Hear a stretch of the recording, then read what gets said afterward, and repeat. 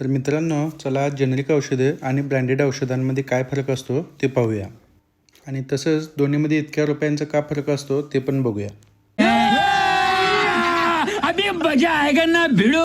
तर आता दोन्हीमध्ये आपण फरक बघू. जेनेरिक औषधं, ब्रँडेड औषधं दोन्ही पण सुरक्षित असतात. दोन्हीनं पण रिझल्ट सेम असतो. दोन्हीची क्वालिटी पण सेम असते. फक्त जेनेरिक औषधामध्ये मॅन्युफॅक्चरिंग करायला कॉस्ट कमी लागते. ब्रँडेड औषधामध्ये तयार करायला जास्त लागते. का तर ब्रँडेड औषधात खूप क्लिनिकल ट्रायल असतात, ह्युमन ट्रायल असतात, ॲनिमल ट्रायल असतात. त्यामुळे ह्या सगळ्यांमध्ये पैसे जास्त खर्च होतात. त्यामुळे ब्रँडेड औषधं महाग असतात.